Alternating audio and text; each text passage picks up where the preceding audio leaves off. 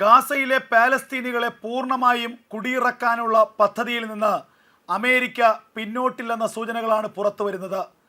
അമേരിക്കയും ഇസ്രായേലും ഗാസയിലെ പാലസ്തീനികളെ ആഫ്രിക്കൻ രാജ്യങ്ങളിലേക്ക് മാറ്റിപ്പാർപ്പിക്കുന്നതിനുള്ള നടപടികൾ ആലോചിക്കുന്നതായുള്ള വാർത്തകൾ പുറത്തു വരികയാണ്.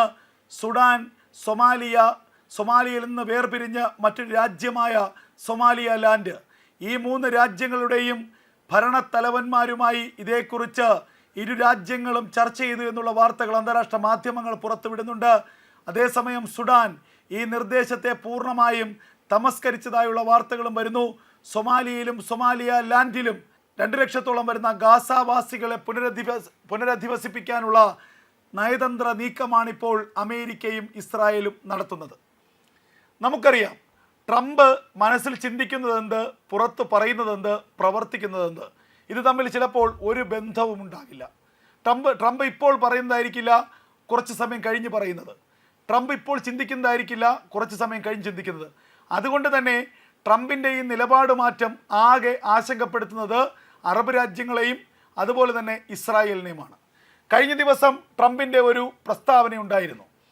ഗാസയിൽ നിന്ന് ആരെയും ഞങ്ങൾ കുടിയിറക്കില്ല, ഗാസയെ കുടിയൊഴിപ്പിച്ച് ആ ഭൂമി ഏറ്റെടുക്കുക അല്ല അമേരിക്കയുടെ ലക്ഷ്യം. ഇത് അയർലൻഡിൻ്റെ പ്രധാനമന്ത്രിയുമായുള്ള ഒരു കൂടിക്കാഴ്ചയ്ക്ക് ശേഷം മാധ്യമങ്ങളുടെ ചോദ്യത്തിന് മറുപടിയായിട്ടാണ് ട്രംപ് പറഞ്ഞത്. എന്നാൽ അതീവ രഹസ്യമായി ഇന്ന് അമേരിക്കൻ മാധ്യമങ്ങൾ തന്നെ പുറത്തുവിടുന്നൊരു വാർത്തയുണ്ട്. 3 ആഫ്രിക്കൻ രാജ്യങ്ങളുമായി അമേരിക്കയുടെയും ഇസ്രായേലിൻ്റെയും പ്രതിനിധികൾ ചർച്ച നടത്തുന്നു. ആ ചർച്ചയുടെ ആധാരം ഗാസയിലെ 2 ലക്ഷത്തോളം വരുന്ന പാലസ്തീൻ പൗരന്മാരെ ഈ 3 ആഫ്രിക്കൻ രാജ്യങ്ങളിലുമായി പുനരധിവസിപ്പിക്കുന്നതിനെ കുറിച്ചാണ്. ഈ രാജ്യങ്ങൾ എന്നത് സ്വതവേ പട്ടിണി മൂലം ഗതികെട്ട അവസ്ഥയിൽ നിൽക്കുന്ന രാജ്യങ്ങളാണ് ഈ 3 രാജ്യങ്ങളും. അതുപോലെ തന്നെ ആഭ്യന്തര കലാപം, അക്രമം, ഇതെല്ലാം കൊണ്ട് ജനജീവിതം ദുസ്സഹമായുള്ള 3 രാജ്യങ്ങളാണ് സുഡാനും സൊമാലിയ ലാൻഡും. അപ്പോൾ മനോഹരമായ പച്ചപ്പ് നിറഞ്ഞ ഒരു സ്വർഗത്തിന് തുല്യമായ ഭൂപ്രദേശത്ത് ഗാസയിലെ ജനങ്ങളെ ഞങ്ങൾ പുനരധിവസിപ്പിക്കുമെന്നാണ് ട്രംപ് നേരത്തെ പറഞ്ഞിരുന്നത്.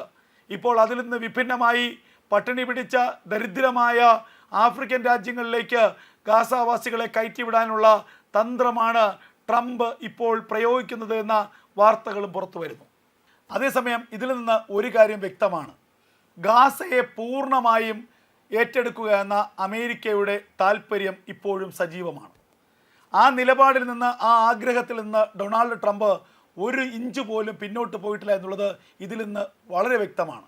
കാരണം ഗാസ ഞങ്ങൾക്ക് വേണ്ട, ഗാസയിലെ ആരെയും കുടിയിറക്കില്ല എന്ന് പറഞ്ഞ് ട്രംപ് തന്നെ ഗാസയിലെ 2 ദശലക്ഷത്തിലധികം വരുന്ന ആളുകളെ, ആ മുഴുവൻ ജനങ്ങളെയും മറ്റു ഒരു രാജ്യത്തേക്ക് മാറ്റാനുള്ള നീക്കം നടത്തിക്കൊണ്ടിരിക്കുകയാണ്.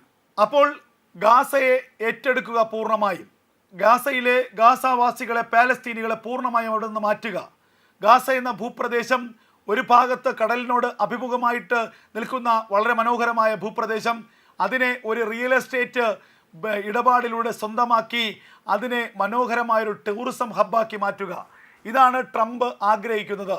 ഈ ആഗ്രഹം ട്രംപ് തുറന്നു പറഞ്ഞതോടുകൂടി തന്നെ ഈജിപ്തും ജോർദാനും സൗദി അറേബ്യയും ഖത്തറും അടക്കമുള്ള അറബ് രാജ്യങ്ങൾ വലിയ പ്രതിഷേധവുമായി രംഗത്ത് വന്നു. അന്ന് ആ പ്രതിഷേധത്തിനെ തണുപ്പിക്കാൻ എനിക്ക് അങ്ങനെ ഒരു പദ്ധതിയില്ല, ഗാസയിലെ ജനങ്ങൾ വളരെ മികച്ച ഒരു ജീവിതം ആഗ്രഹിക്കുന്നുവെങ്കിൽ അവരെ ഞാൻ ഒരു മികച്ച സൗകര്യത്തോടു കൂടിയുള്ള ഒരു സ്ഥലത്ത് താമസിപ്പിക്കാമെന്നാണ് പറഞ്ഞത്. അവർക്ക് ദുരിതപൂർണമായ ജീവിതം മതിയെങ്കിൽ എനിക്ക് യാതൊരു തരത്തിലുള്ള തർക്കവുമില്ല എന്ന് ട്രംപ് പറയുന്നു. അതേസമയം അടിയിൽ കൂടി ട്രംപ് ഗാസയെ ഏറ്റെടുക്കാനുള്ള നീക്കങ്ങൾ തകൃതിയായി നടത്തുന്നുണ്ട്. ഗാസയെ പൂർണ്ണമായും അമേരിക്കയുടെ കീഴിലാക്കും, ഗാസയിലെ പാലസ്തീനികളെ പൂർണ്ണമായും കുടിയിറക്കും, ഗാസ പാലസ്തീൻ മുക്തമാക്കും, ഗാസ വെറും മരുഭൂമിക്ക് തുല്യമാക്കും, പിന്നീട് ഗാസ അമേരിക്കയുടെ സ്വന്തമാകും, ഗാസയിൽ വലിയ ടൂറിസം പദ്ധതി നടപ്പാക്കും, ഗാസ അമേരിക്കയുടെ വേനൽക്കാല ടൂറിസം ഹബ്ബായി മാറും, ലോകത്തിൻ്റെ തന്നെ ടൂറിസം ഹബ്ബായി മാറും. ഇതാണ് ട്രംപ് ആഗ്രഹിക്കുന്നത്. അത് ട്രംപ് നടപ്പാക്കുക തന്നെ ചെയ്യും. അമേരിക്കയുടെ പുതിയ നീക്കത്തോട് അറബ് രാജ്യങ്ങളുടെ പ്രതികരണം എങ്ങനെയാവുമെന്നുള്ളത് ഇനി കാത്തിരുന്ന് തന്നെ കാണണം.